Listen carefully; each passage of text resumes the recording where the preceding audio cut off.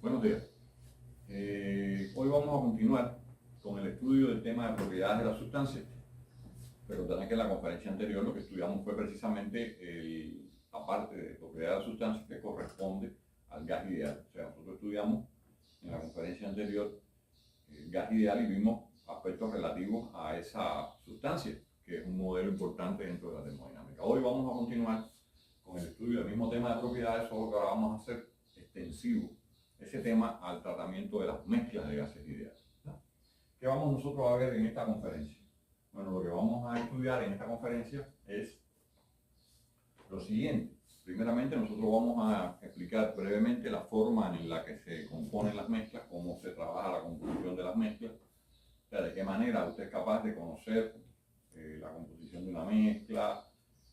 Vamos a estudiar también cuáles son las leyes que cumplen esas mezclas, leyes que por supuesto posibilitan el estudio de las mismas, porque son aspectos importantes a la hora de trabajar con las mezclas de gases ideales. Y finalmente, con respecto a las propiedades de gases ideales, de las mezclas de gases ideales, vamos a ver el tratamiento de dos aspectos fundamentales. O sea, un aspecto es cuando usted tiene una mezcla ya formada y realiza un proceso, o cuando usted está formando una mezcla. Son dos cosas diferentes, porque en un caso tenemos dos o más componentes que se unen para formar una mezcla, y ese es el proceso de formación de mezcla. O podemos también ya una mezcla que está formada de X componentes que sufre un proceso determinado. Esas son las cosas que vamos a ver en la conferencia de hoy. Debemos comenzar recordando que, como vamos a hablar de mezclas de gases ideales, lo primero que hay que recordar es las características del modelo de gas ideal. Recuerden que el gas ideal, aunque lo tiene muy fresco porque fue lo último que se vio, el gas ideal es un modelo de sustancia que implica que cualquier sustancia considerada como gas ideal, primeramente, no considera las fuerzas intermoleculares, o sea, no considera la interacción intermolecular que existe en los gases, ni tampoco considera cuál es el volumen, o que es lo mismo, desprecia el volumen que ocupan las moléculas del cuerpo. O sea, lo que quiere decir es que si usted toma todas las moléculas que forman ese gas y las trata de reducir las trata de unir todas en un espacio, ese espacio es tan pequeño que usted lo va a despreciar. Pero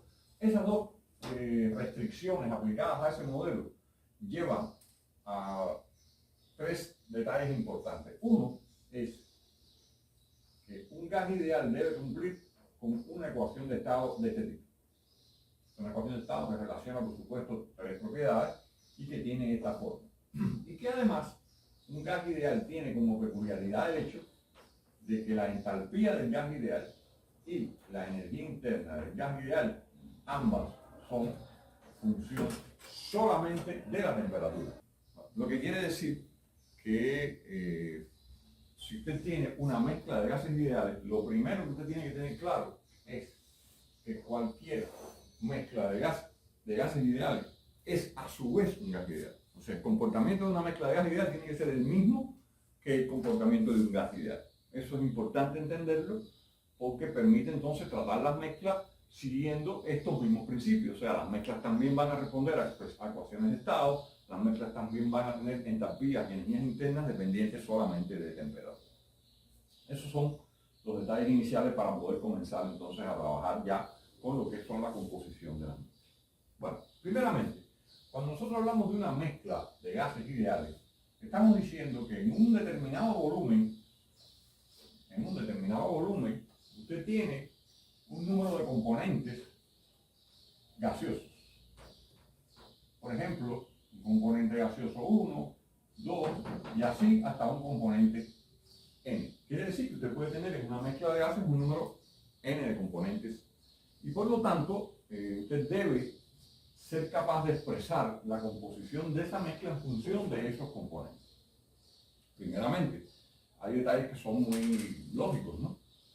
Si usted está interesado en conocer cuál es el número o la masa total que tiene una mezcla, usted tiene que tener claro que la masa de una mezcla no es otra cosa que la suma de la masa de cada uno de los componentes que componen esa mezcla. Por lo tanto, en realidad lo que estamos diciendo es que la masa de una mezcla no es otra cosa que la sumatoria, por supuesto, todas las sumatorias que voy a escribir son de igual a 1 hasta n, para ahorrar no lo voy a poner, de la masa de cada uno de los componentes que componen la mezcla. Y eso es cierto para la masa, pero también es cierto para el número de moles. Quiere decir, el número de moles Nm de una mezcla no es otra cosa que la sumatoria, la suma de cada uno de los números de moles de cada componente presente en esa mezcla. De manera que también yo puedo decir entonces que el número de moles de mezcla no es otra cosa que la sumatoria de los números de moles de cada uno de los componentes. Esas son dos conclusiones muy simples y a las que se llega de una manera intuitiva muy fácil. O sea, es decir, están un conjunto de componentes encerrados en un volumen determinado, pues entonces deben cumplir con estas dos condiciones. Adicionalmente a estas dos condiciones, podríamos llamarle balance de masa de alguna manera, ¿no? Porque en realidad expresan la masa total de la mezcla. Es importante para el tratamiento con las mezclas tener siempre presente que existe una relación entre la masa, que la vamos a emplear múltiples veces o en múltiples ocasiones, y el número de moles. O sea, la masa o la cantidad de masa de una sustancia no es otra cosa que la cantidad de masa de una sustancia no es otra cosa que el número de moles de esa sustancia multiplicado por la masa molar de esa sustancia. Luego esta expresión, que como ustedes ven perfectamente, estaríamos expresando, les voy a hablar también un poco a veces de unidades de kilogramos, aquí estaríamos hablando de kilomol, y aquí estaríamos hablando de kilogramos por kilomol. De manera que, por supuesto, cuando usted multiplique kilomol por kilogramo, usted se va a quedar con kilogramo, que es lo que corresponde para que la ecuación sea dimensionalmente correcta, ¿no? Ahora, cuando usted habla de una mezcla, hay dos magnitudes, primeramente voy a hablar una y después la otra, por supuesto, que son relevantes. Una es la fracción gravimétrica. Fíjense que la fracción gravimétrica también se puede decir fracción másica, ¿no? Si lo desea. Son dos maneras similares de lo mismo. Pero estamos acostumbrados a decir fracción gravimétrica. No es otra cosa que una magnitud que identifica la cantidad de cada uno de los componentes presentes en la mezcla. ¿De qué manera lo hace? Bueno, pues muy simple.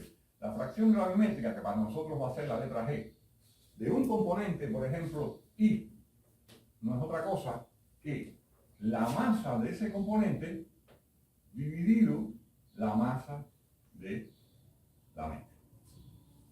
De manera que, por supuesto, una fracción gravimétrica, en principio, es adimensional, porque usted está dividiendo kilogramos sobre kilogramos, solo que por un problema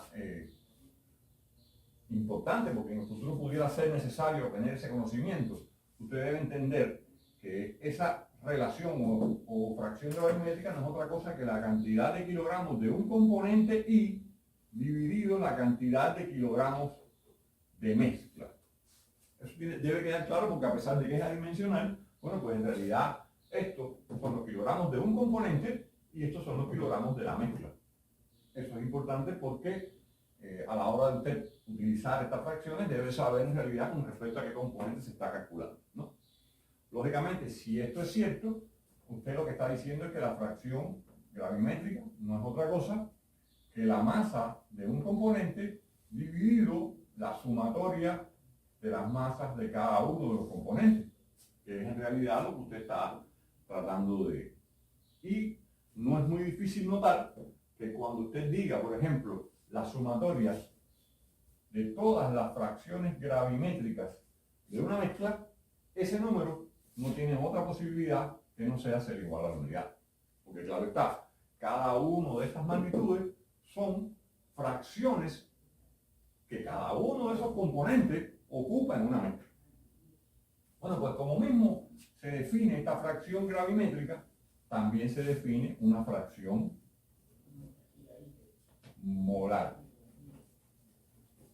Y esa fracción molar de un componente en una mezcla, por analogía con la fracción gravimétrica, no es otra cosa que, y vamos a utilizar para la fracción molar la letra N mayúscula, no es otra cosa que la fracción molar de un componente es el número de moles de ese componente dividido el número de componentes presentes en la mezcla. Y si esto es así, pues entonces esa fracción molar de ese componente sería el número de moles de un componente dividido la sumatoria de los números de moles de cada uno de los componentes presentes en la mezcla, al igual que ocurrió con la fracción gravimétrica. Solo que además, después, también la sumatoria de cada una de esas fracciones molares tiene que ser igual a la unidad. De manera que si usted tiene una mezcla formada, por ejemplo, por dos componentes solamente, y ya usted conoce que uno de los componentes tiene una fracción molar de 0,3, pues entonces tiene que tener claro que la fracción molar del otro componente es 0,7, porque sabe que esas dos fracciones molares tienen que sumar la unidad. Eso tiene que quedar claro porque ayuda en realidad a la hora del tratamiento con las mezclas. Saber que la sumatoria de todas las fracciones, tanto gravimétricas como molares, siempre tienen que ser iguales a la unidad, por supuesto, cuando esas fracciones son expresadas en tantos por uno. Porque podría haberse expresado, por supuesto, en por ciento, y a veces incluso de hecho se hace de esa manera, ¿no?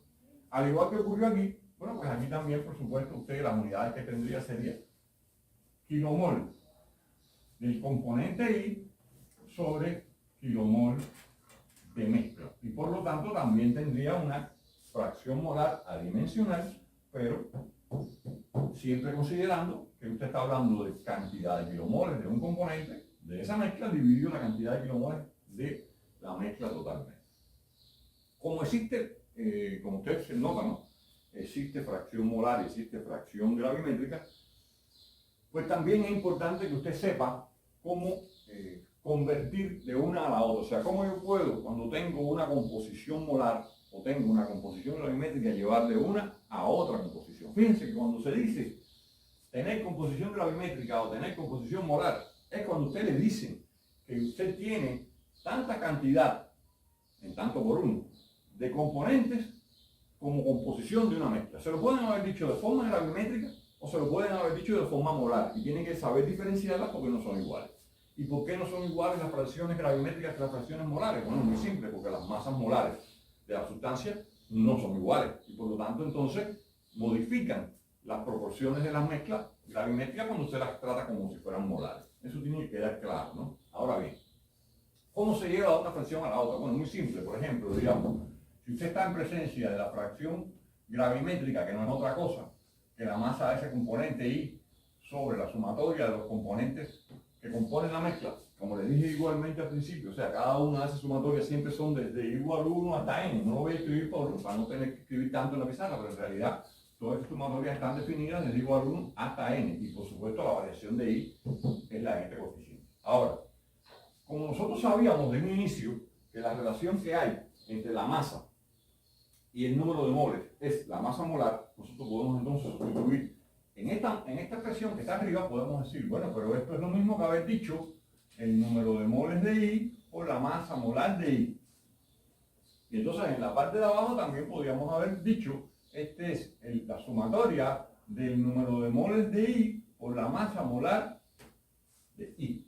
Por supuesto nos referimos a un componente sobre la sumatoria de todos los componentes de la mezcla. Pero si ahora yo esa expresión que está ahí la divido o la multiplico, si quiero, por 1 sobre el número de moles de mezcla tanto arriba como abajo, pues entonces yo me doy cuenta que al dividir esta expresión por 1 o multiplicar esta expresión por 1 sobre el número de moles de mezcla, lo que me va a quedar aquí, cosa va a ser, me va a quedar que la fracción I sería Ni dividido el número de moles de mezcla por la masa molar de I sobre la sumatoria de Ni de cada componente sobre el número de moles de mezcla multiplicado por la masa molar de cada componente. Y por lo tanto entonces esta relación Ni sobre el número de moles de mezcla o Ni sobre el número de moles de mezcla, que por supuesto es la misma, no es otra cosa que la fracción molar de ese componente I multiplicado por la masa molar del componente I,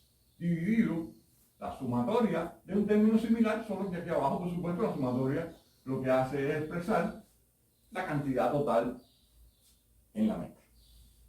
Y de esa manera usted puede convertir una fracción molar de un componente I a una fracción gravimétrica de un componente. Como mismo ocurre para llevar de esta fracción gravimétrica, de esta fracción molar a esta fracción gravimétrica, también partiendo, por ejemplo, de esta expresión aquí, que dice que la fracción molar de un componente era el número de moles de I dividido la sumatoria del número de moles presentes de cada uno de los componentes en la mezcla, o sea, esta que está aquí abajo, pues entonces nosotros de manera similar vamos a emplear precisamente la misma relación de masa igual al número de moles por masa molar, solo que ahora lo que vamos a sustituir ahí por el número de moles es la masa dividido la masa molar. Y cuando hagamos eso vamos a decir, aquí tendríamos el número de moles en I, lo voy a sustituir por la masa de I dividido la masa molar de I. Y todo eso sobre la sumatoria de la masa del componente I sobre la masa molar de I. Y aquí también, al igual que hice arriba, voy a multiplicar por un factor, solo que el factor por el que voy a multiplicar aquí esta expresión, tanto arriba como abajo, es 1 sobre el número total de kilogramos presentes en la mezcla, la masa total de la mezcla, tanto arriba como abajo, para por supuesto no perder la igualdad en la ecuación. Y entonces me quedaría que esta fracción molar sería igual a la relación que hay entre MI sobre el número de moles de mezcla sobre la masa molar del componente I dividido la sumatoria de las masas de cada componente dividido la masa molar del componente y, por supuesto, mejor pongo igual que arriba, ¿no? Pongo la masa molar, la masa total de mezcla y 1 sobre la masa molar de cada componente. Si eso, de esa manera, este término MI entre MM no es otra cosa que la fracción gravimétrica del componente I. Y por lo tanto, entonces, me quedaría que esta fracción gravimétrica del componente I dividido esta masa molar del componente I, todo eso dividido la sumatoria de las fracciones gravimétricas de los componentes divididos sus masas molares. Y de esa manera tendría yo entonces la forma de transformar ahora las fracciones gravimétricas en fracciones molares. Y de esa manera queda definido el proceso. Si, por ejemplo, digamos, por hablar de un proceso, supongamos que tenemos una composición, por ejemplo, molar de una mezcla. Quizás esto aclare un poco, ayude un poco a aclarar.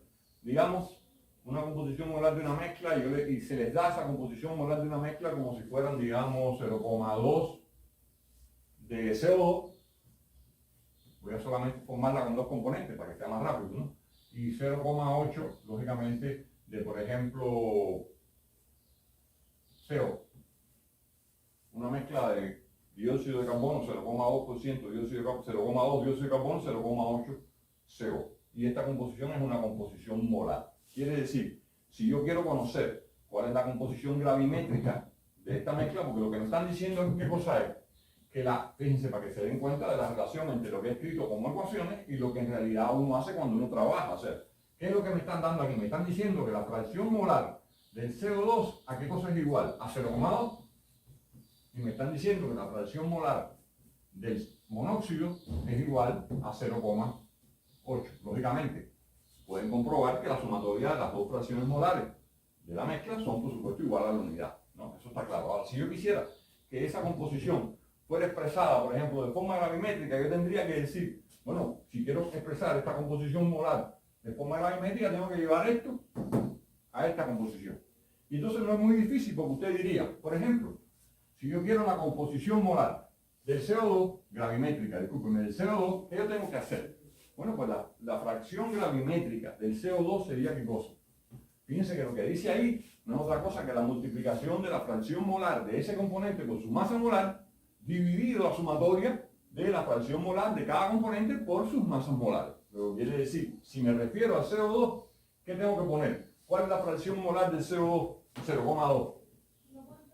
Y 0,2 la multiplico por ¿Cuál es la masa molar del CO2? Bueno, la masa molar del CO2 es 44, porque en realidad es 32 del oxígeno más 12 del carbono. Por lo tanto, ¿dividido qué?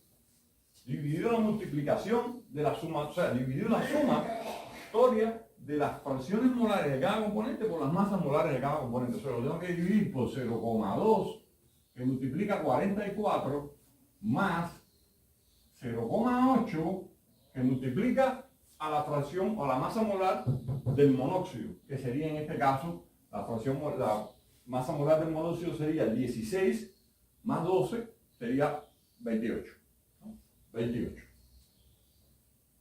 Y de esa manera yo puedo expresar la fracción gravimétrica a partir del conocimiento de la fracción másica. Claro, yo conociendo, como solamente tengo dos componentes, una vez que yo determine cuál es la fracción gravimétrica del CO2 resolviendo esa fracción, que por supuesto no voy a resolver aquí, entonces diría la fracción gravimétrica del otro componente que me falta, que es la del CO, tiene que ser igual a 1 menos la fracción gravimétrica del CO2, porque en realidad recuerden que la sumatoria de todas las fracciones gravimétricas tiene que ser igual a 1. Y de esa manera puedo convertir de una fracción hacia la otra. Ese es el mecanismo, ¿no? Claro, lo hice como un ejemplo, solo porque estas expresiones son a veces un poco, digamos, son demasiadas expresiones a veces, y cuando uno las ve, como uno pierde el sentido de realidad para qué cosas es que se usan, ¿no? Por eso es que yo pongo este ejemplo, que muchas veces en algunas conferencias no pongo ejemplo, pero en este caso me pareció importante hacerlo, ¿no? Eso es con respecto a la composición de una mezcla. Luego, ahora usted lo que tiene que tener claro es que cada vez que usted le hable de la composición de una mezcla, usted debe, cuando le dan esa composición, usted debe tener claro si esa composición es una composición gravimétrica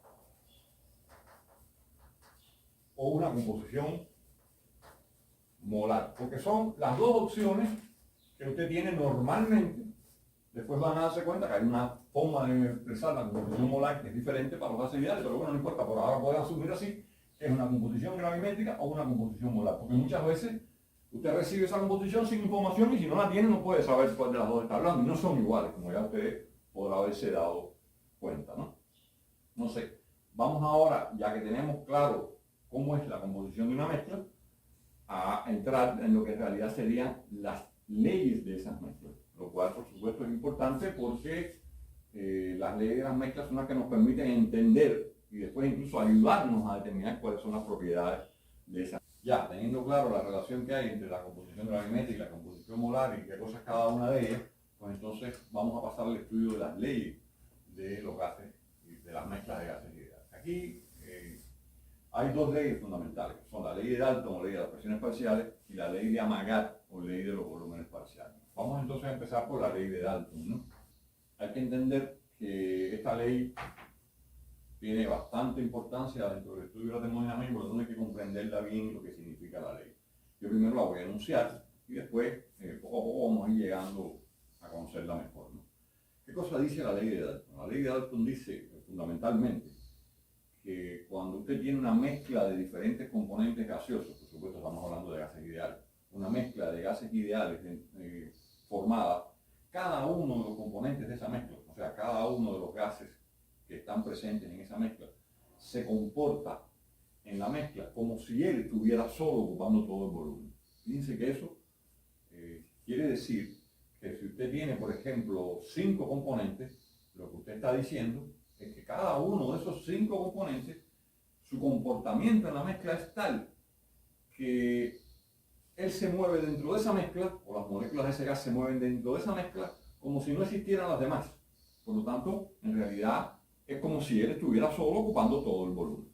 Eso es lo que quiere decir la ley, o en lo que se basa la ley de Dalton o la ley de las presiones parciales. Y por lo tanto, entonces, dice que la presión de una mezcla, y ahora me refiero a la presión de la mezcla completa, vamos a suponerlo de la siguiente manera, quizás lo voy a llevar aquí al lado con el objetivo de que les sea más fácil de entender. Supongamos que esto es un recipiente con la mezcla, y que a ese recipiente con la mezcla yo le tengo puesto un medidor de presión.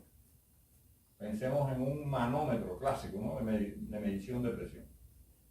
Aquí adentro está la mezcla que tiene los componentes 1, 2 y así hasta el componente enésimo, ¿no? Lo que dice la ley de Dalton es que la presión que usted mide cuando usted coloca un manómetro aquí, o sea, lo que sería la presión de la mezcla, no es otra cosa que la suma de cada una de las presiones parciales de cada uno de esos componentes. Ahora, si las presiones parciales de cada uno de esos componentes son aquellas presiones que se manifiestan cuando el componente está en la mezcla, a la temperatura de la mezcla, ocupando todo el volumen de la mezcla. Por lo tanto, su presión es más baja que la presión de la mezcla, como deben entenderlo. Y lo van a ver después porque se lo voy a explicar de otra manera. Quiere decir, la presión de la mezcla no es otra cosa que la suma de las presiones parciales de cada uno de los componentes. Fíjense que las presiones parciales, para diferenciarlas de las presiones que nosotros conocemos normalmente como presión, le vamos a poner un apóstrofe arriba. De manera que cuando usted vea este apóstrofe, lo que quiere decir que estamos hablando de presiones parciales. Por lo tanto, para esta mezcla formada por, digamos, n componentes, es como haber dicho, sería la presión parcial del componente 1 más la presión parcial del componente 2 y así sucesivamente hasta la presión parcial del componente n. Y fíjense, repito, cada una de estas presiones parciales son las presiones que se obtendrían si ese gas estuviera solo dentro de ese volumen y estuviera a la temperatura de la mezcla. Si eso está claro, piensen ahora en lo siguiente. Imaginemos que esta mezcla tiene una presión Pm. Por lo tanto, si yo, digamos, extraigo uno de esos componentes, yo remuevo, por ejemplo, el componente número 2 de la mezcla, lo quito de ahí, ¿qué debe pasar con la presión de la mezcla? Bueno, es lógico, usted diría, si yo elimino uno de estos componentes dentro de este recipiente, es lógico que la presión de la mezcla tiene que ser más chiquita, porque yo saqué un componente, y por lo tanto, al disminuir la cantidad de masa dentro de este recipiente, lógicamente la presión debe ser más pequeña. Precisamente, si usted retira otro componente, pues usted vuelve también a disminuir el valor de esa presión. Y de esa manera es que quizás usted entiende mejor por qué la introducción de un nuevo componente dentro de esta mezcla aumenta el valor de la presión de la mezcla. Y entonces, en realidad, la sumatoria de cada una de las presiones ejercidas por esos componentes es igual a el valor de la presión de la mezcla. Fíjense que cuando yo digo eso, ¿qué es lo que estoy diciendo? Usted tiene, por ejemplo, la mezcla tiene una temperatura, Tm, y tiene una presión, Pm, y ocupa un volumen, o el volumen que la mezcla tiene, por ejemplo, es Pm. Pues entonces, si yo digo que un componente se encuentra solo dentro de ese volumen a la temperatura de la mezcla, lo que estoy diciendo es lo siguiente. Cuando voy a expresar la ecuación de estado para ese componente, es como si yo dijera la ecuación de estado P del componente I, por ejemplo, parcial, multiplicado por el volumen de la mezcla, tiene que ser igual al número de moles que tiene ese componente multiplicado por la R universal de los gases por la temperatura de la mezcla. Fíjense que esta no es otra cosa que una de las variantes, por supuesto, de la ecuación de estado expresada para un componente. Por lo tanto, si el componente ocupa el volumen total de la mezcla y está a la temperatura de la mezcla, pues entonces su presión parcial depende, por supuesto, de la cantidad de sustancias de ese componente dentro de la mezcla, como es lógico. Y esto es válido para cada uno de los componentes. O sea que cada uno de los componentes tiene el mismo comportamiento. Pero si yo, por ejemplo, me quiero referir a la mezcla completa, pues entonces yo podría haber escrito la presión de la mezcla, y ahora no estoy hablando de una presión parcial, porque estoy hablando de la presión de la mezcla completa, multiplicado por el volumen de la mezcla, tiene que ser igual a ¿qué? Bueno, pues entonces tiene que ser igual al número de moles de mezcla. Y fíjense que ahora ya no hablo del número de moles de un componente, sino del número de moles de mezcla multiplicado por la R universal de los gases por la temperatura a la que está la mezcla. Fíjense que esto es la ecuación de estado para un componente y esta es la ecuación de estado para la mezcla completa. Yo puedo dividir estas dos expresiones, una entre la otra. Y si divido esas dos expresiones, ¿qué va a pasar? ¿Qué va a pasar? Yo me voy a llevar las dos temperaturas de la mezcla, los dos volúmenes de la mezcla, las dos constantes universales, y voy a llegar entonces a una relación que dice que la presión de un componente parcial dividido la presión de la mezcla no es otra cosa que la relación que hay entre el número de moles de ese componente que estoy analizando con respecto al número de moles de mezcla.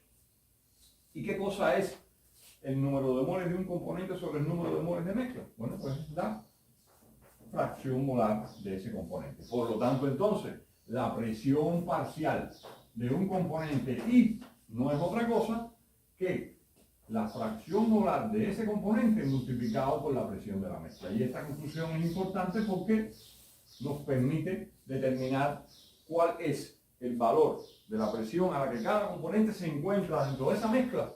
Si conozco su fracción molar, o sea, su composición, o conozco la composición de la mezcla, y conozco la presión a la que está la mezcla totalmente, que es la que yo soy capaz de medir. Porque fíjense que yo no tengo posibilidad de medir la presión parcial de un componente en una mezcla. No puedo hacerlo porque cuando yo pongo un manómetro, lo que yo soy capaz de medir es la presión que la mezcla completa ejerce sobre ese manómetro. Pero no puedo medir independiente. Por lo tanto, lo que yo tengo que hacer es determinarla a partir del conocimiento de la composición molar de esa mezcla y del valor de la presión de la mezcla, que es lo que yo puedo medir. Luego, esto es una conclusión importante. La relación que hay entre la presión de la mezcla y la presión parcial de un componente, que no es otra que establecida por la fracción molar de ese componente. Y eso es lo que se conoce como la ley de Dalton o ley de las presiones parciales. Fíjense que, vuelvo a repetirles para que les quede claro el origen de esa ley. El origen de esa ley es decir, que cada uno de esos componentes aquí adentro está ocupando ese volumen como si él estuviera solo.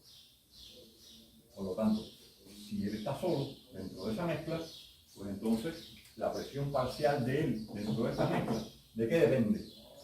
Si usted tiene la temperatura fija y el volumen fijo en esta mezcla, pues por supuesto el valor de la presión parcial de ese componente solamente depende de la cantidad de ese componente que yo tengo ahí adentro, que es precisamente la que gobierna este término.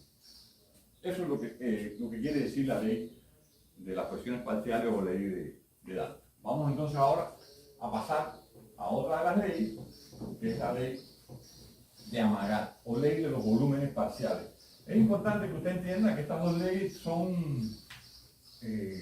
tienen objetivos diferentes, ¿no? Por decirlo de alguna manera, ¿no? La ley de Amagat,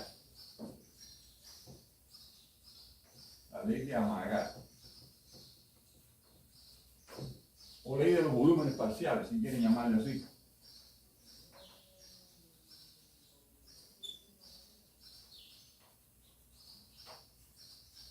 Es semejante en la forma en que se ecuaciona a las presiones parciales, pero tiene otro significado, porque por ejemplo, es decir, el volumen de una mezcla no es otra cosa que la sumatoria de los volúmenes parciales de cada uno de los componentes. Fíjense que pongo un apóstrofe también, como hice con las presiones parciales, para diferenciar los volúmenes parciales de los volúmenes como tal.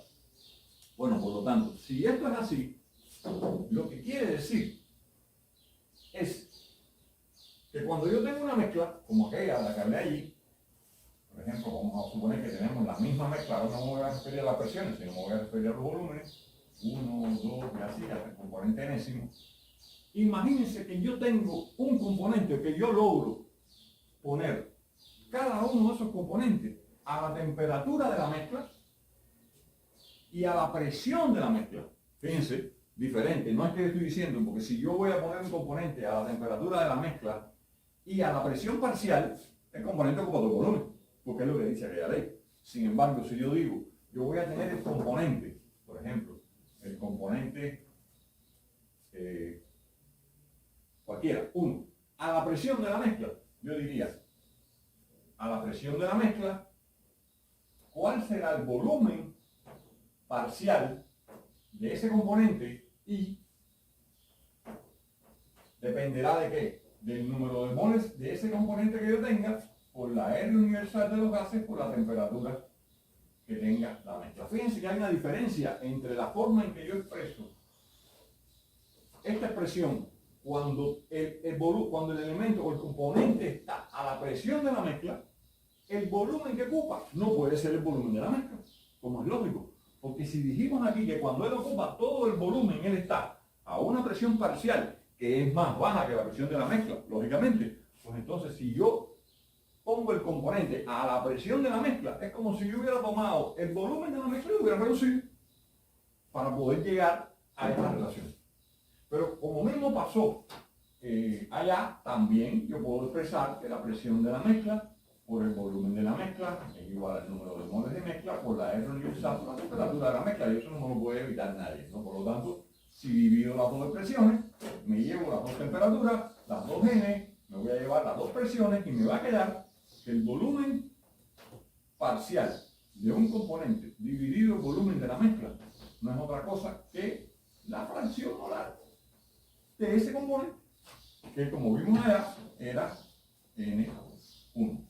Por lo tanto, noten que la relación entre el volumen parcial y el volumen total es exactamente igual a la relación entre la presión parcial y la presión de la mezcla.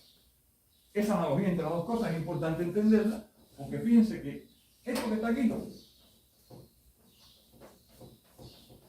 ¿qué cosa es el volumen parcial de un componente sobre el volumen de mezcla? Bueno, podríamos llamarle, si quieren, fracción volumétrica, ¿verdad? Porque es una fracción de la que no habíamos hablado, ¿no? Fracción volumétrica. Y si eso es una fracción volumétrica, lo que estamos diciendo en realidad es que una fracción volumétrica para una mezcla de gases ideales es lo mismo que una fracción molar. ¿Y eso qué implicaciones tiene? Muy simple. Cuando usted oiga decir una composición molar, es como si le hubieran dicho una composición volumétrica. Exactamente lo mismo. Lo que quiere decir, por supuesto, para gases ideales, ¿no? No obstante, es bueno saber que estas leyes, a pesar de que son leyes definidas para gases ideales, son leyes que tienen aplicación también en los gases reales, sobre todo la ley de Amagat, que es mucho más precisa para gases reales que lo que es la ley de Dalton o ley de presiones parciales, porque ahí sí hay algún alejamiento de ese comportamiento cuando el gas se comporta de manera real. Ahora, para gases ideales tiene exactamente este comportamiento. Fíjense que por lo tanto, si esto es verdad, pues entonces yo también podría haber dicho, haciendo extensivo aquel tratamiento de la presión parcial, que la presión parcial de un componente I no es otra cosa que la fracción volumétrica de ese componente multiplicado por la presión de la mezcla. Porque, como al fin y al cabo la fracción volumétrica es lo mismo que la fracción molar, pues entonces yo puedo expresar esto de esta manera o lo puedo expresar de esta otra. Fíjense que esta composición volumétrica no es otra cosa que si yo hubiera logrado, para que ustedes entiendan que son los volúmenes parciales, es como si yo hubiera hecho esto. Con esta misma composición, este mismo volumen, yo hubiera logrado hacer esto. Por ejemplo, aquí hubiera colocado el componente 1, aquí me hubiera quedado el componente 2 y así hasta que aquí me quedara el componente N. Claro está, quiere decir cada uno de esos componentes ocuparía ahora un volumen parcial que es mucho más pequeño que el volumen de la mezcla, porque en este caso, cada uno de estos componentes, si yo le midiera su presión ahora, estarían a la presión de la mezcla. Tanto como cada uno de los componentes que la conforman. O sea, cada uno de esos componentes a la presión, puse atmosférica en realidad, a la presión de la mezcla, cada uno de esos componentes a la presión de la mezcla, quiere decir que cada uno de ellos tiene que ocupar un volumen más chiquito. Que el volumen que realmente ellos ocupan, que no es otro que todo el volumen, según dice la ley de las presiones parciales. Luego, por lo tanto, ¿qué ocurre en realidad físicamente cuando tú tienes una mezcla? Aquello. Lo que ocurre es aquello que está ahí. O sea, cuando tú tienes una mezcla, el comportamiento es ese. ¿Y esto para qué cosa es útil? Cuando usted hace el análisis de una mezcla. Porque cuando usted hace el análisis de una mezcla, usted tiene que separar componente por componente para poder llegar a decir cuántos componentes había en la mezcla y qué volumen ocupaba cada uno. Por lo tanto, este resultado, o sea, usted no puede en realidad físicamente tener este resultado si no lo hace separando uno del otro, ¿no? Como es lógico. Ahora, ambas leyes, tanto la ley de Amagat como la ley de Dalton para las presiones parciales, son muy útiles. Y usted las va a ver ya como cosas normales, cada vez que le hablen de composición de una mezcla volumétrica o molar, lo que están diciendo en realidad es esto. Y cuando usted le hablen de que unos gases están contenidos en una mezcla, usted tiene que tener claro que la presión que esos gases tienen dentro de una mezcla es igual a la presión parcial. Si quieren un ejemplo simple, por ejemplo, el aire está formado por, vamos a pensar, oxígeno, nitrógeno, algunas trazas de otros gases, pero tiene vapor de agua, ¿verdad? Y tiene vapor de agua, que es la humedad, como todo el mundo conoce. ¿A qué presión estará el vapor de agua en esa mezcla? A la luz de lo que nosotros hemos dicho de la presión parcial, si el vapor de agua está ocupando todo el volumen de la mezcla, igual que los demás gases, pues entonces su presión parcial tiene que ser muy pequeña, mucho más pequeña que el valor de la presión total, que es la presión atmosférica. Eso hay que entenderlo para entender por qué entonces, cuando usted habla de contenidos de una sustancia dentro de una mezcla, usted tiene que entender la relación que hay entre la cantidad de esa sustancia dentro de esa mezcla y la presión parcial que tiene. Por ejemplo, en el caso de nosotros, una mezcla de aire con vapor de agua, usted tiene que tener claro que la presión de ese vapor de agua parcial es muy chiquitita. Bueno, concluido ya con el análisis de las leyes de las mezclas, nosotros vamos entonces a pasar al estudio de las propiedades de las mezclas de gases ideales. Fíjense, aquí hay algunas cuestiones que hay que aclarar con respecto a las mezclas de gases ideales, porque el hecho de que vaya varios componentes juntos implica que usted tiene que, en algunos casos, dar tratamientos específicos a determinadas cuestiones. Por ejemplo, muchas veces se habla de constante del gas, o se habla de calor específico. Bueno, hay que entonces definir cómo cada una de estas cuestiones se van a determinar para el caso de las mezclas. Por ejemplo, digamos, ¿cuáles son las propiedades normalmente de una mezcla? Bueno, nosotros tenemos claro, la temperatura es la primera de esas propiedades generalmente, ¿no? La temperatura de una mezcla es generalmente igual a la temperatura que cada uno de los componentes tiene, la temperatura del componente 1, la temperatura del componente 2, y así, igual hasta la temperatura del componente N, porque no existe otra, no hay forma de que usted en una mezcla pueda tener componentes a diferentes temperaturas. Por lo tanto, cuando usted habla de temperatura, tiene que quedar claro que todos los componentes están siempre a la misma temperatura. Cuando usted habla de presión de la mezcla, pues tiene que tener claro que la presión de la mezcla no es otra cosa que la sumatoria de las presiones parciales de cada uno de los componentes de esa mezcla, como ya habíamos visto a la luz de la ley de Dalton o ley de las presiones parciales. Fíjense que cada una de estas presiones, cuando usted las suma todas, usted lo que obtiene es el valor de la presión de la mezcla. Y de la misma manera, el volumen de una mezcla no es otra cosa que el volumen que ocupa cada uno de los componentes de esa mezcla. ¿Por qué?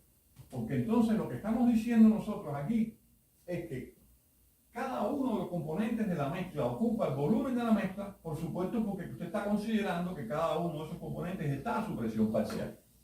Fíjense que hay que tener claro, cuando yo hablo de esto, me refiero, si cada uno de los componentes está ocupando el volumen de la mezcla, o sea, todos los componentes tienen el mismo volumen, a su vez igual al volumen de la mezcla, es porque cada uno de esos componentes está a su presión parcial. No hay otra alternativa, porque si yo hubiera dicho que la presión de la mezcla es la misma para cada uno de los componentes, lo cual no es cierto que ocurre dentro de una mezcla, entonces estaría diciendo que cada uno de los volúmenes serían volúmenes parciales. Pero por eso les decía, lo que en realidad ocurre en una mezcla es que cada uno de sus componentes está a una presión parcial y que todos los componentes ocupan el mismo volumen. Eso hay que tenerlo claro, independientemente de que cuando usted separe componente a componente y logre poner cada uno de sus componentes a la presión de la mezcla, pues entonces cada uno de sus componentes ocupa un volumen parcial. Eso es independiente de lo que estamos explicando aquí. Y espero que lo entiendan, ¿no?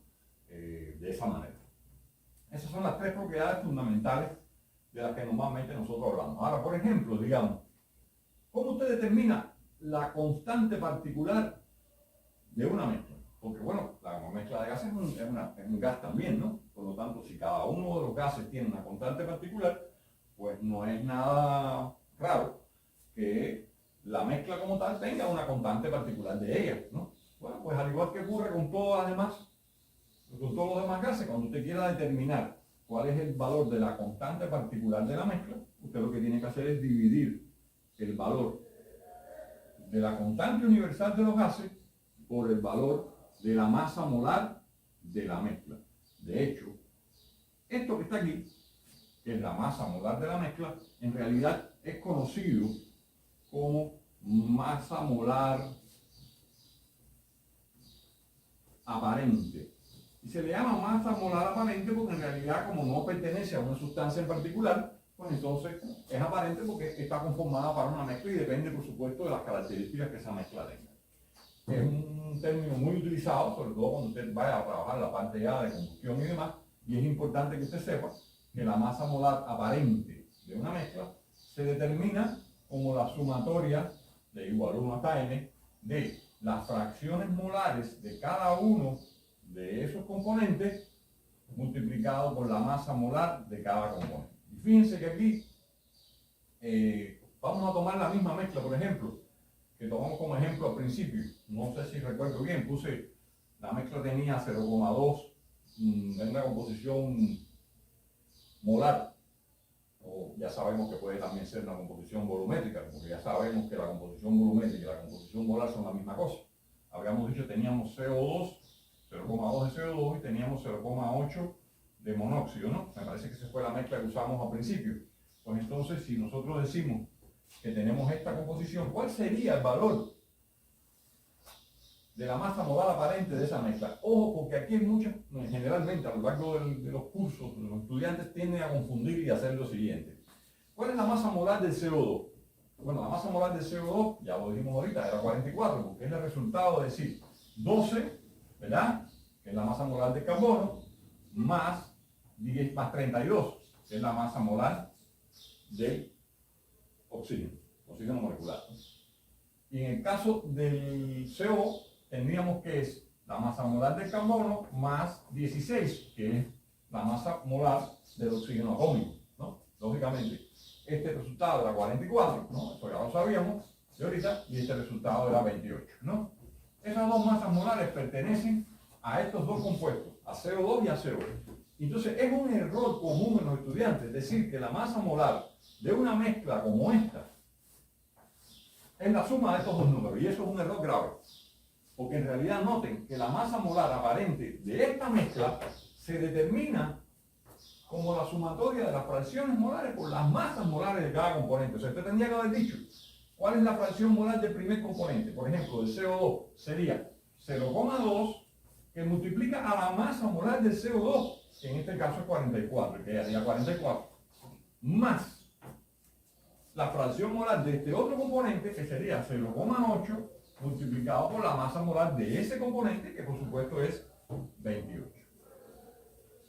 Y de esa manera es que usted determina cuál es el valor de la masa molar aparente. Fíjense que en realidad la masa molar aparente de una mezcla depende de qué cantidad aporta cada uno de la cantidad de moles de cada componente en la mezcla. Por lo tanto, lógicamente, si usted tiene 0,2 moles, 0,2 como fracción molar del CO2 y 0,8 como fracción molar del CO, es lógico pensar que la masa molar de esta mezcla se va a parecer más a la masa molar del CO que a la masa molar del CO, porque tiene más cantidad de este que de este. Eso es algo que hay que entender. Pero nunca, en ningún momento, la masa molar de esta mezcla de gases es la suma de estos dos números como masas molares de estos dos que están aquí. No, hay que considerar el aporte de cada una de las fracciones molares del CO2 y la fracción molar del CO. Por supuesto, esto sería la masa molar del CO2 y esto sería la masa molar del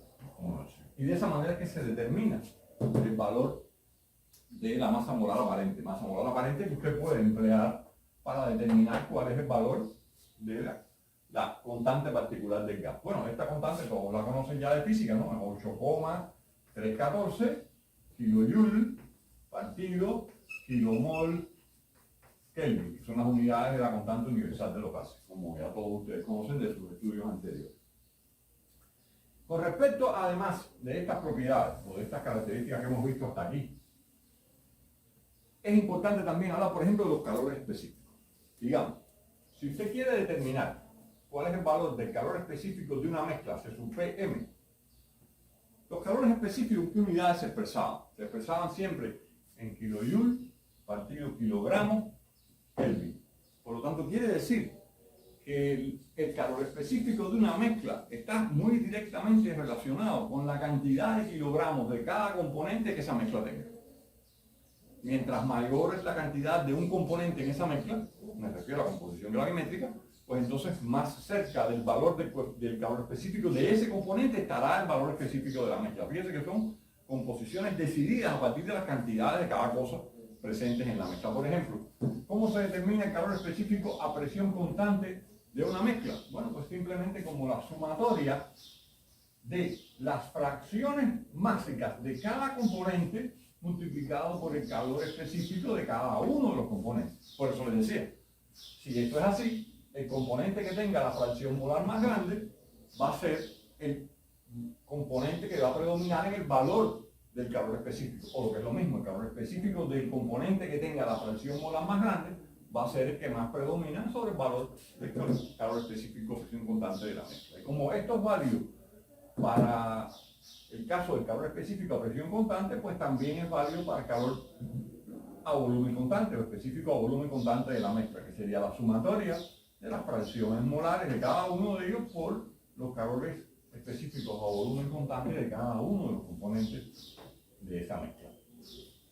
Ahora, si nosotros quisiéramos entonces, en vez de calores específicos másicos, ¿no?, que son los que estamos hablando aquí, porque hablamos de kilojoule, partido, kilogramo, Kelvin, pues entonces si queremos hablar de calores específicos molares, pues entonces la relación es parecida, solo que aquí el calor específico molar de la mezcla no es otra cosa que la sumatoria de las fracciones molares de la mezcla por los calores específicos molares de esta mezcla, de cada uno de los componentes de esa mezcla. Entonces, de la misma manera que se determina el calor específico a presión constante en base molar a partir de la fracción molar y el calor específico molar de cada componente, pues también ocurre con el calor específico a volumen constante cuando se quiere expresar en base molar como la sumatoria de las fracciones molares de cada componente por los calores específicos a volumen constante de cada uno de los componentes, por supuesto, molares. Y entonces en este caso estaríamos hablando, claro, de kilojoule partido kilomol Kelvin. Esto es importante porque los calores específicos nos permiten hacer algo que muchas veces hacemos, ¿no? Nosotros decimos, si nosotros somos capaces de determinar el cambio de entalpía o el cambio de energía interna de un gas a partir del conocimiento de sus calores específicos, cuando lo consideramos por supuesto constantes, como si fuera un gas perfecto, pues entonces podríamos calcular una mezcla directamente como si la mezcla haya dejado de ser una mezcla, porque ya lo que tenemos es la mezcla caracterizada, y por lo tanto, pues, ante una variación determinada de entalpía o de energía interna, usted puede utilizar estos calores ya formando parte de la mezcla, y no tiene que meterse con el tratamiento de cada uno de los componentes. Eso es una cosa que se conoce como caracterización de la mezcla. Ahora bien, las propiedades quizás que más usted va a emplear a lo largo del curso cuando trabaja con mezclas, ¿cuáles van a ser? Bueno, van a ser las propiedades como por ejemplo la entalpía, la energía interna, la entropía. Son propiedades que aunque todas no han sido totalmente definidas aquí en este curso aún, sí ya usted sabe que, por ejemplo, digamos, si esto que está aquí es la entalpía total de una mezcla, recuerden que cuando yo hablo de entalpía total, me estoy refiriendo a entalpía expresada en unidades de energía, es decir, en kilojoule. Y no estoy hablando de lo que usted conoce como entalpía, que está expresada en kilojoule kilogramo, y que no es otra cosa, por supuesto, que dividir esa entalpía total entre una masa, ¿verdad? Eso está claro que es lo que voy a hablar. Esta magnitud es extensiva, o sea, yo puedo sumar esas magnitudes, esta magnitud es intensiva, por supuesto no puedo sumar esas magnitudes. Por lo tanto, para una mezcla determinada, el valor de la entalpía de la mezcla, ¿qué cosa sería? Bueno, pues sería simplemente la sumatoria de las entalpías de cada uno de los componentes de esa mezcla, hasta el componente enésimo, ¿no?, como hemos usado hasta ahora. O sea, estamos hablando, repito, de una mezcla formada por un número de componentes desde 1 hasta n. Bueno, esta es la manera en que ustedes determinan, por ejemplo, la entalpía de cada uno, de la entalpía de una mezcla, a partir del conocimiento de la entalpía de cada uno de los componentes que conforman esa mezcla. Ahora, piensen en lo siguiente. Esta entalpía de la mezcla, ¿qué cosa es? Bueno, pues esta entalpía de la mezcla no es otra cosa que la multiplicación de la entalpía o de la masa de la mezcla por la entalpía específica de la mezcla. Que es lo que yo estoy diciendo aquí. La masa multiplicada por la entalpía específica, lo que es la entalpía total, ¿verdad?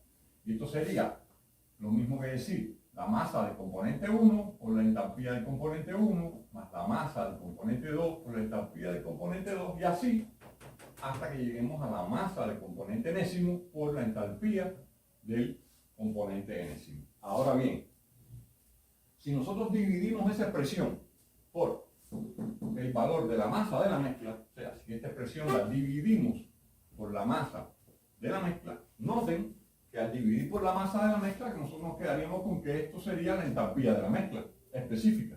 Y en cada uno de estos términos lo que va a aparecer es precisamente el valor de la fracción gravimétrica de cada uno de esos componentes multiplicado por la entalpía de ese componente. Y de esa manera, entonces, yo puedo llegar y decir que lo que voy a tener es, en realidad, la entalpía de la mezcla específica, no es otra cosa que la sumatoria de las fracciones molares de cada uno de los componentes por la entalpía de cada uno de esos componentes. Ahora bien, yo podría haber también expresado la entalpía total de la mezcla, como mismo hice aquí arriba. Yo podría haber, como mismo la expresé aquí, por ejemplo, yo podría haber dicho que la entalpía total de la mezcla no es otra cosa que, o sea, me refiero a esta expresión de aquí, yo podría haberla escrito diciendo que la entalpía total era el número de moles de mezcla por la entalpía molar de la mezcla. Y si eso es cierto, lo que estoy diciendo es que no es otra cosa que la sumatoria de cada uno de los números de moles de cada componente por la entalpía molar de cada componente, ¿no? Y como hemos hecho siempre, vamos a expresarlo a 2 y después decimos entonces que es el número de moles del componente enésimo por la entalpía molar del componente enésimo. Si ahora, como mismo dice arriba, dividí por el valor de la masa de la mezcla, pues aquí voy a dividir por el número de moles de la mezcla.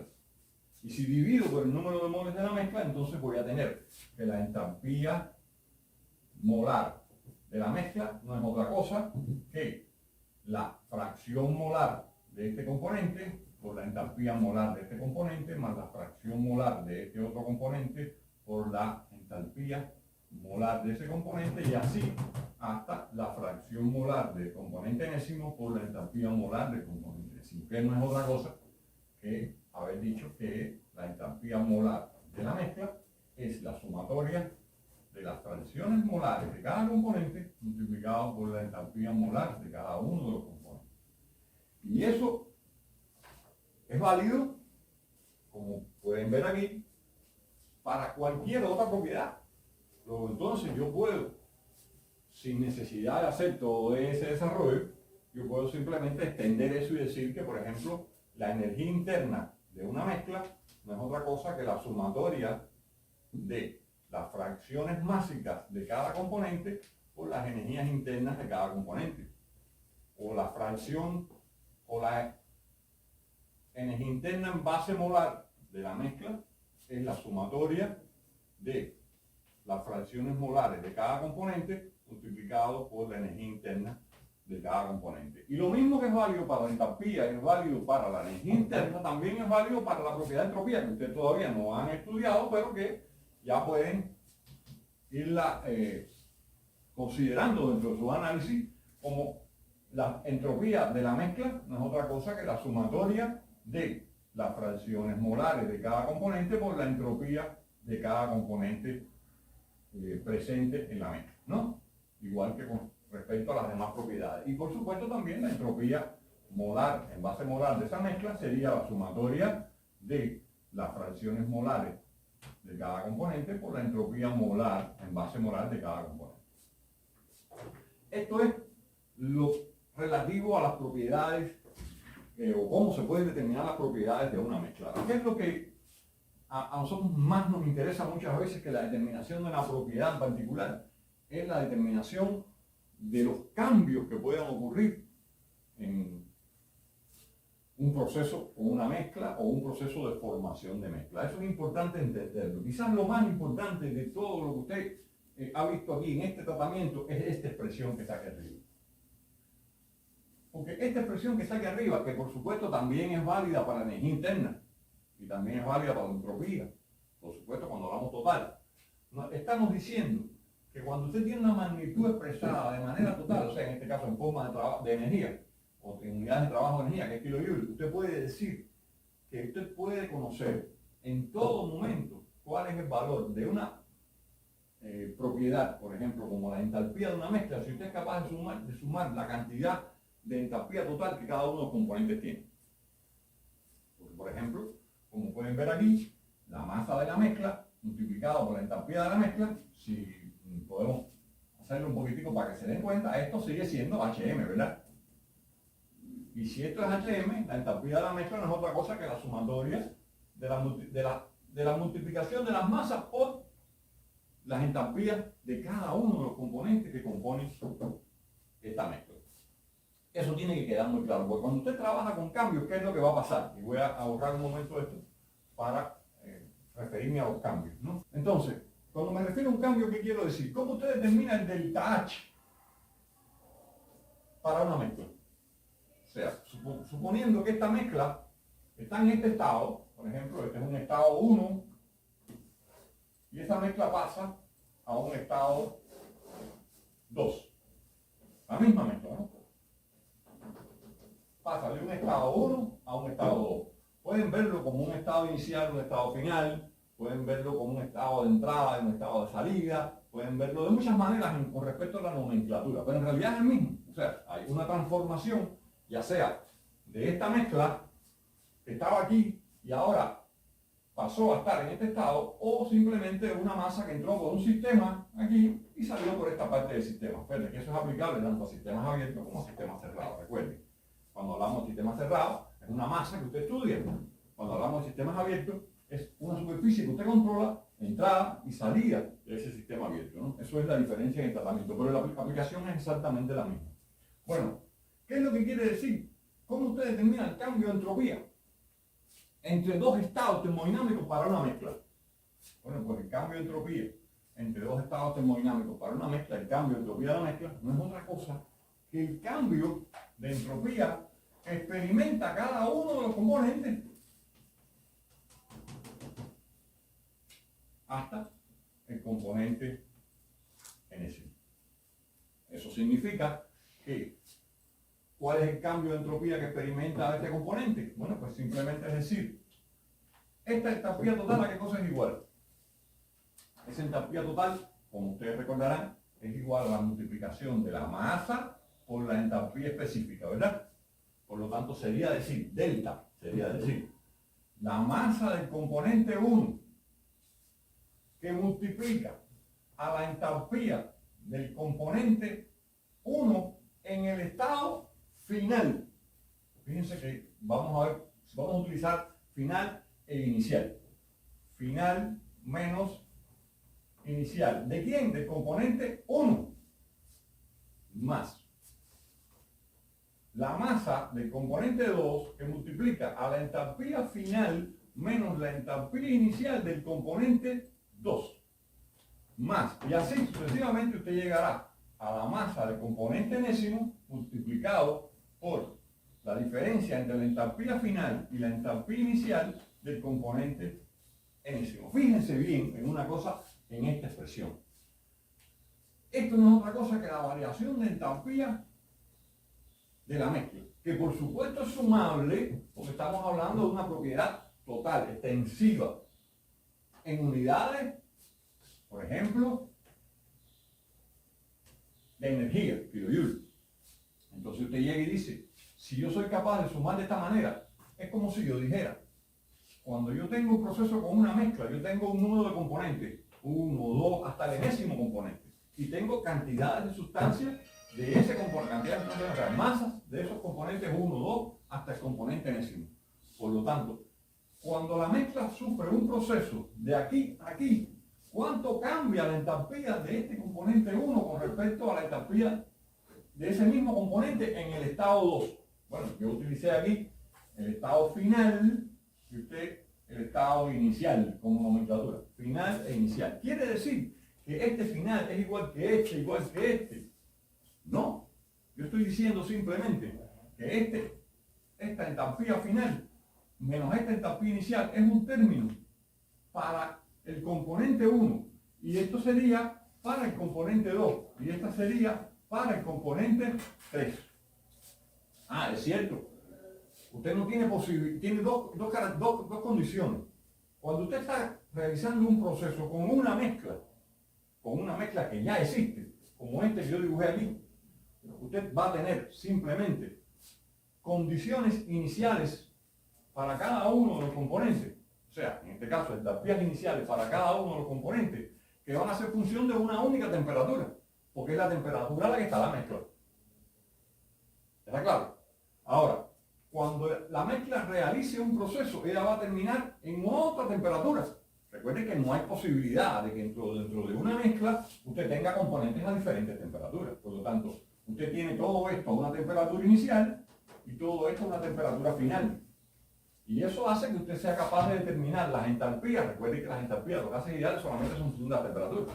Por lo tanto, usted puede conocer la temperatura inicial y ya está conociendo cada una de las temperaturas o cada una de las entalpías de cada uno de los componentes en esa mezcla al inicio, o sea, en el punto inicial.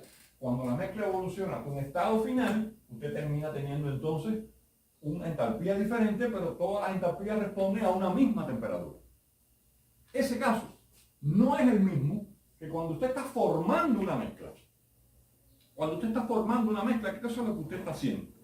Es como si usted dijera, yo tengo dos componentes independientes y los uno para formar una mezcla. Fíjense que es diferente del proceso de realización de una transformación con una mezcla ya formada. Es diferente cuando usted dice, yo tengo dos, por ejemplo, en este caso típico, yo tengo dos componentes diferentes, un componente A y un componente B, separados, dos componentes, y cuando yo retiro este tabique en el medio, aquí yo pongo una mezcla que por supuesto sería la mezcla A más B. Ah, pero en esta condición yo sí puedo tener temperaturas iniciales aquí diferentes de las que tengo aquí. Lo que no puedo tener son temperaturas finales aquí en este proceso, en este estado, porque lógicamente ya la mezcla se formó, luego solamente puede haber una temperatura. Ah, esta temperatura, por supuesto, debe estar, depende de las interacciones de calor, trabajo que usted sufra en este proceso de aquí a aquí, pudiera estar entre las dos temperaturas de estas dos, o puede incluso estar fuera si usted recibe calor o si rechaza calor, ¿no? Eso es aparte y ya lleva el análisis de cada uno de los procesos. Lo que yo quiero que usted se dé cuenta es de que cuando usted está en ese proceso, no es nada ilógico dar exactamente el mismo tratamiento que usted da con esta misma expresión, por ejemplo, para el caso de la entalpía. La estoy ejemplificando para el caso de la entalpía, pero es válida para la energía interna y para la entropía también. Luego, entonces, lo que quiero decir es que cuando usted esté formando una mezcla, tiene que tener claro que la temperatura a la que está cada uno de los componentes pudiera no ser la misma. Y entonces cada una de las propiedades de ese componente responde a una temperatura diferente. Lo cual no es lo mismo que cuando usted ya tiene, repito, la mezcla formada, que tiene por supuesto una única temperatura. Pero estas mezclas tienen una característica, que son mezclas que no son reactivas. Por lo tanto, si no son reactivas, no ocurren reacciones químicas entre ellas, es lógico que cuando usted tiene A aquí y B aquí, y usted une esos dos componentes, lo que usted tiene aquí va a seguir siendo A y B. Ellos están juntos en el mismo volumen, pero siguen existiendo y no han perdido su identidad.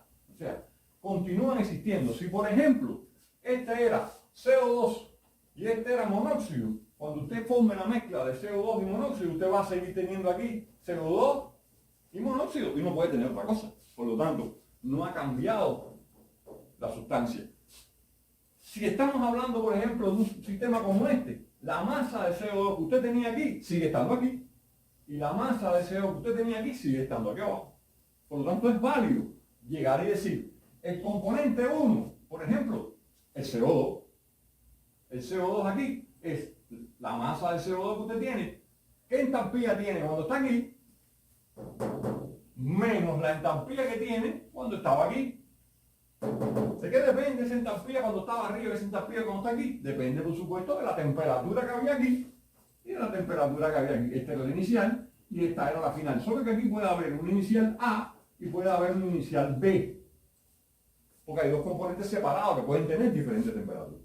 Por eso es que tiene que ser cuidadoso en el análisis. Ahora, esto que está aquí es válido tanto para esto como para la energía interna, si usted quiere, y es la masa 1 por la energía interna final menos la energía interna inicial del componente 1 más la masa del otro componente por la energía interna final menos la energía interna inicial del componente 2, y así hasta que usted llega a la masa del componente enésimo por la energía interna final menos la energía interna inicial del componente enésimo. Y también, por supuesto, es válido para la entropía de la mezcla, porque sería la masa de 1 por la entropía final menos la entropía inicial del componente 1 más la masa del componente 2 por la entropía final menos la entropía inicial para el componente 2, y así sucesivamente hasta la masa del componente enésimo multiplicado por la entropía final menos la entropía inicial del componente enésimo. Y vuelvo a repetir,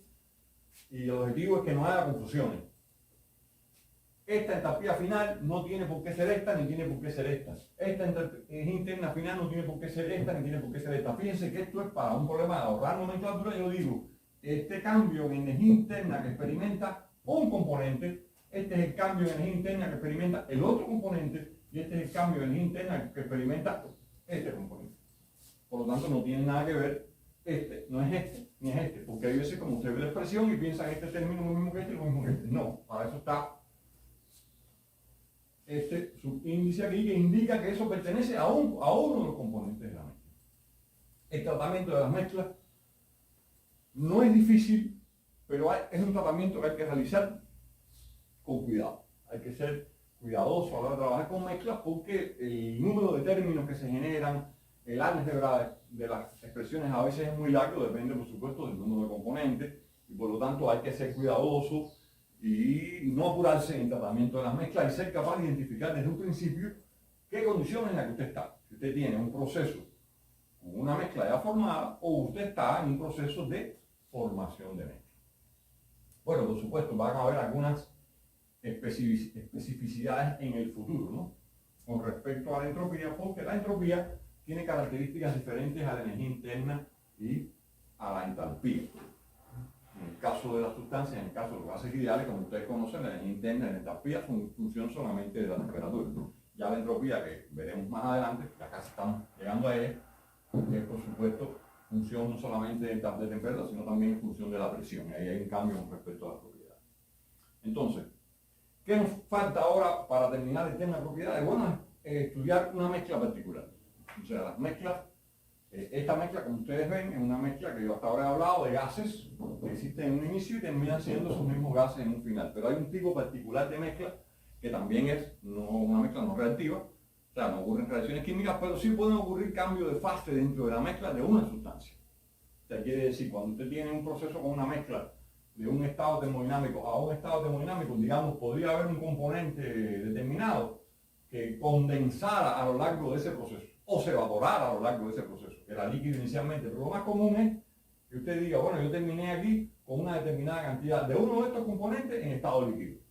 Esa mezcla tiene peculiaridades. Y quizás la mezcla más conocida de todas esas es la mezcla del aire atmosférico, porque como saben tiene vapor de agua, ya lo mencioné hace unos instantes. Eso es lo que vamos a ver en la próxima